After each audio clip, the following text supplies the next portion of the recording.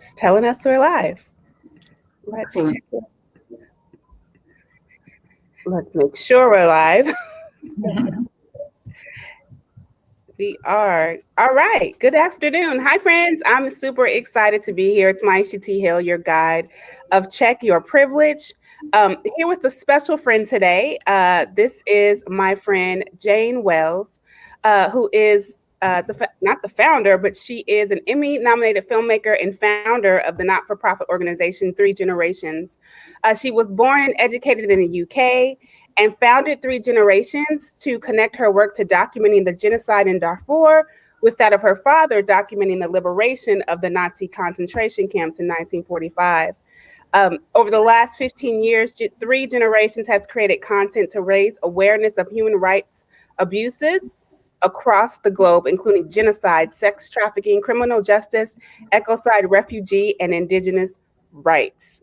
Jane, I am so grateful to have you here, and welcome to our Check Your Privilege community. Thank you. I am deeply honored to be here. And when I say here, I'm speaking from the Paugussett land on which I am currently sitting, and specifically from the Golden Hill tribe of the Paugussett Nation. And I want to say straight off that it is a huge privilege to be able to talk to you at all and to use this to be part of your platform.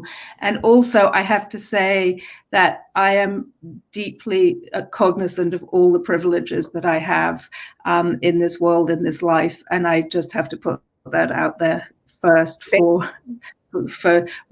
acknowledgement, recognition, and thank you.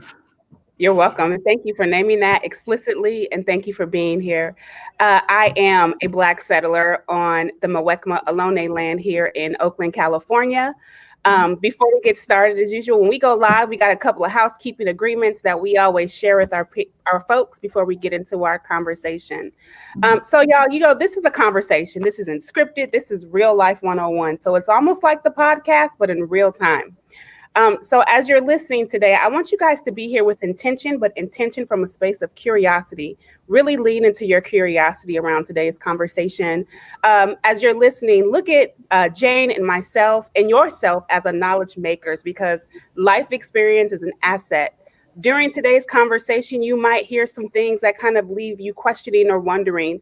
That's your invitation to lean into discomfort and live into the work by doing your own research. Click any links in the comments to really find out what it is we're talking about and the work that Jane and her organization is doing.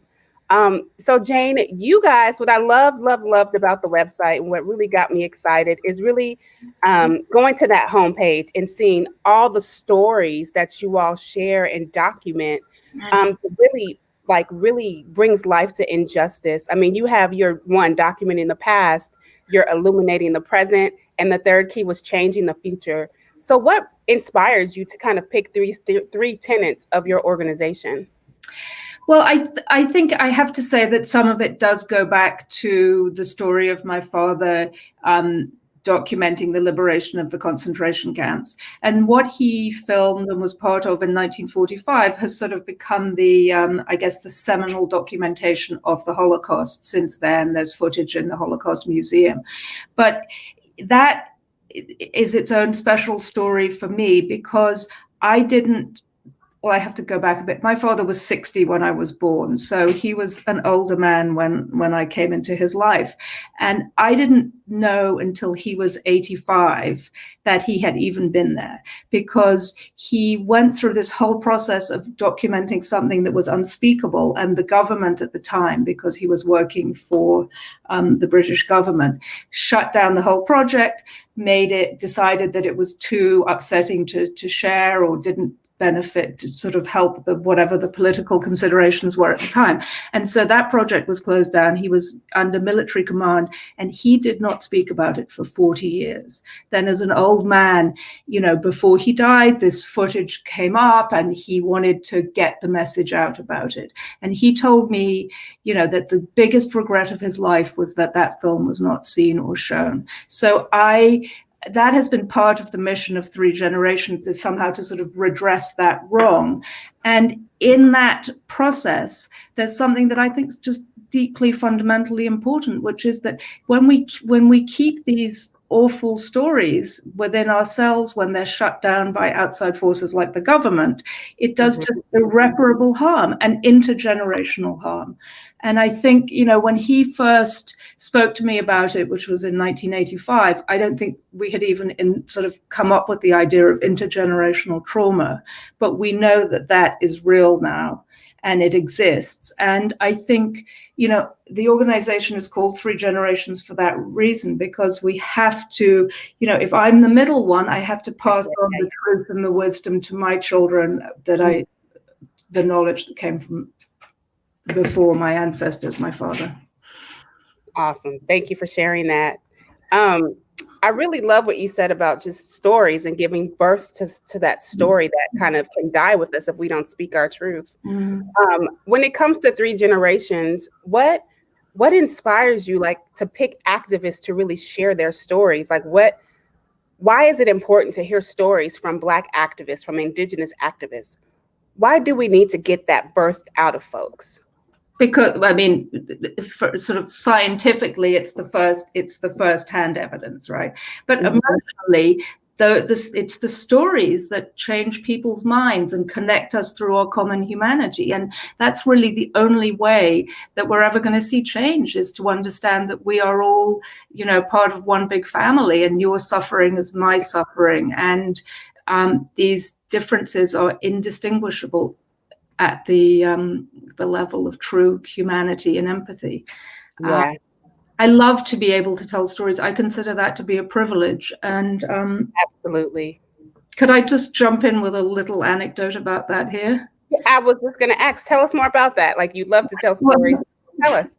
Well, because we're a small not-for-profit organization, we don't take money from the government. We're not controlled by the, FCC.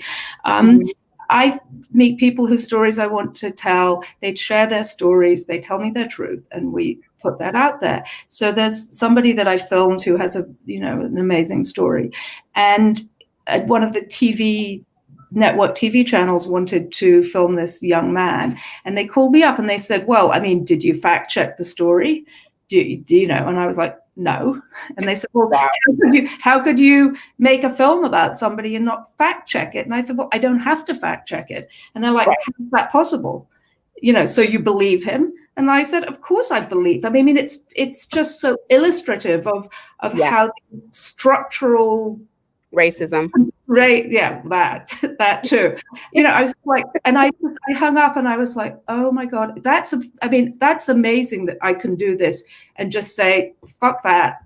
I believe him. Of course I do. People don't make up their stories, And that's the problem with systemic oppression, is everything has to be fact checked, right? That's how white supremacy works. If it's not in writing, if you haven't checked and cited sources, it's not evidence-based and it's not real.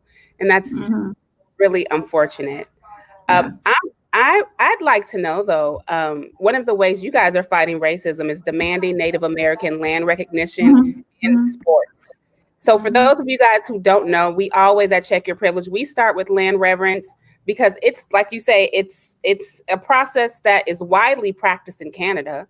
It's a powerful way to honor those whose land was stolen during centuries of colonization and brutalization and murder of Indigenous folks. And it's really us as activists and advocates naming that this is stolen land. Why did you choose this, to create a petition for and to kind of stand up against racism? Why did you choose Native American land recognition? I think a couple of reasons. One is from the personal, I was at a film festival in Canada several years ago, and they started with the land recognition. It kind of blew my mind. I was just like, wow, thank you. That's so important, and it's cool, and it should be done. And I was just thinking, well, if I hadn't really considered that every time I step onto a new piece of land, then I'm sure most people haven't. And I think it's just a very simple gesture, if you like, that one can make. And I've read a little bit about Canadians saying that there's tokenism and that, and I recognize that, but it's still better than not recognizing it. And if we make it a ritual on a daily basis or every time we move to a new piece of land, then it starts to sort of filter into our consciousness about how oppressive these stolen land rights have been. And it's not a practice widely practiced in this country. And, we thought that sports was a good way to simplify it for people or to have more impact, because the mascots in sports are just so egregiously awful. So that was sort of how we got there. I appreciate that, Jane. Sorry for cutting you off. Using the one thing in America that will gravitate folks' attention, sports. Mm-hmm. So why not use that as the platform? Yeah. And, I do want to say sort of that, I'm not a Native American. I have to do this with probably a lot more humility than I am. But it's obviously, these are not my rights that have been stolen, but I still think as a settler, as an immigrant to this country, I do want to acknowledge that, even though it may not be, I can't speak for Native American people and how they feel about that. I just speak for myself or my organization. Absolutely. One of the things that Gabe's Taurus, she's one of the guides that comes on Check Your Privilege from time to time. She always reminds us to not just do reverence, but also reparations. Yeah. What do you think, or what organizations, for those who are watching, would you say that you would kind of give respect to around reparations, maybe in relationship to the petition that you guys have going? I honestly, I don't feel that I'm equipped to say specifically about who is most active around reparations. I need to do more homework about that. I can only speak to some of the organizations that I've met along the way, or individuals I've met along the way. I mean, the reparation question is so huge and so important. Wow. It's a heavy question. And I think that the one answer that I often give is whatever the land is that you settled on, make sure that you, especially with COVID-19, support the local tribes. Yeah. Their COVID-19 relief fund. Yeah. So your specific, and thank you to 3 Generations for posting a link to Fight Racism and Demand Native American Land Recognition in Sports. How did this petition begin?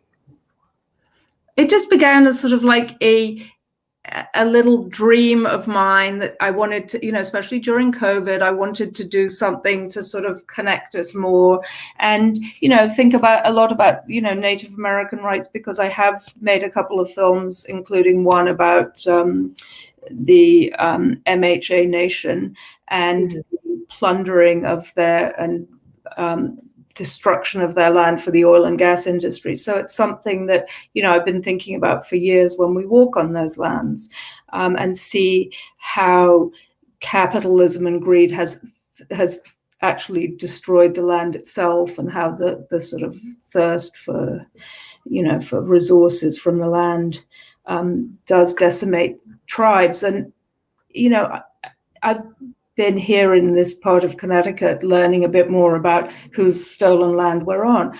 And when you speak about reparations, I mean, specifically where I am, the land that is reserved for this tribe now, if I asked you to guess how much land it is, you would never be able to. So I'll tell you, it's 1/4 of an acre, which is, I mean, that's what's left.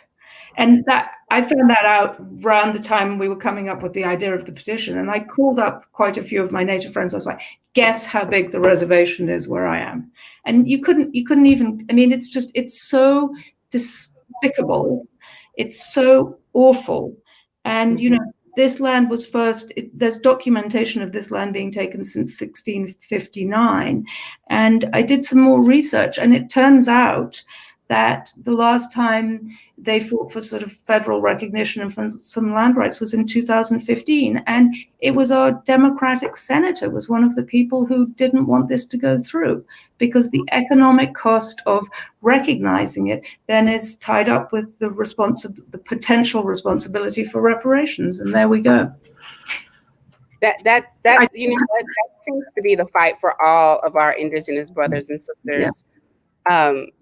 I'm even you're talking and I'm like, oh, well, when we look at what happened to the Muwekma Ohlone tribe, it's always been an ongoing battle, and it doesn't make sense because this is their land. Yeah.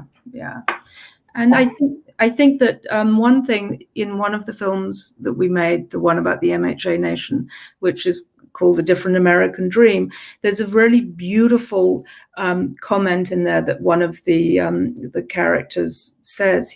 That when they're discussing the land and the resources with the big oil companies, he said, I don't even know if some oil executive in Houston, what ancestral land even means to him. The idea that they've been living there for thousands of years. This man lives in Houston. He has a completely different concept of what land is. And I found that very moving and powerful because, I come from a family that's moved all over the globe for hundreds of years, and we don't have ancestral land or home. So I have no concept of that. Yeah,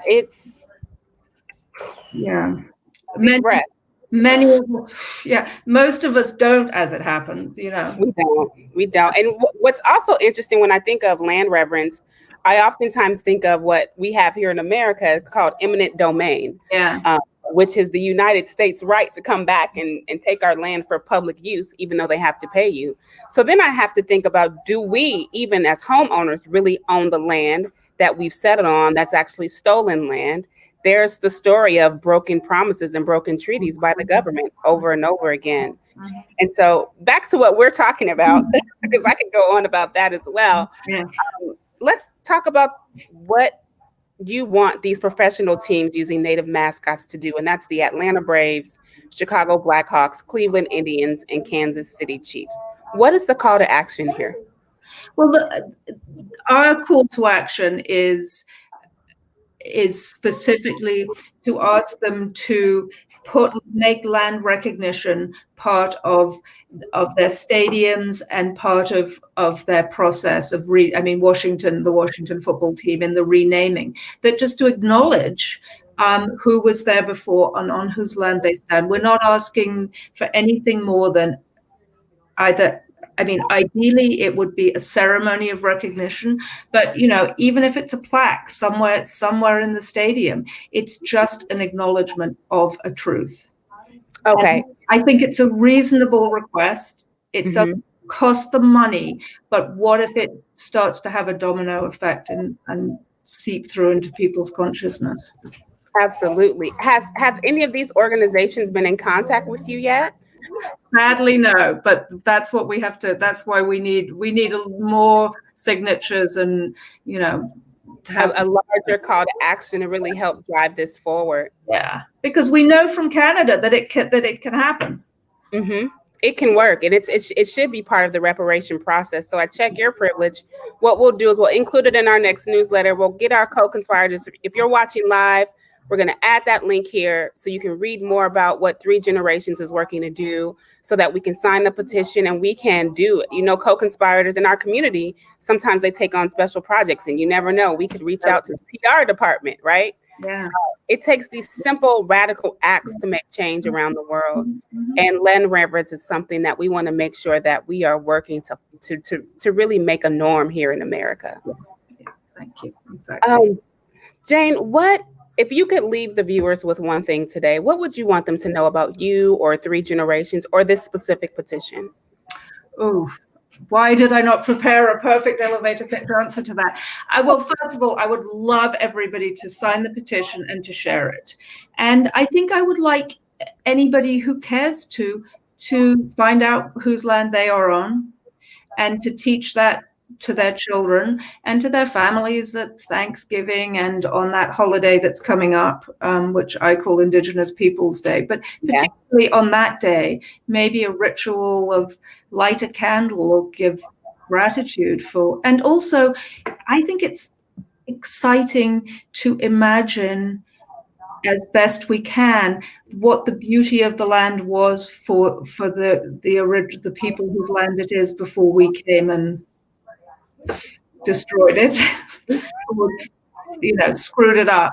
But I try to do that. I really try to just see the beauty in the land and to acknowledge that those lives that lived here, the ancestors and their spirit and the energy that they bring and the healing that they can bring if we acknowledge their presence. That's what I would like.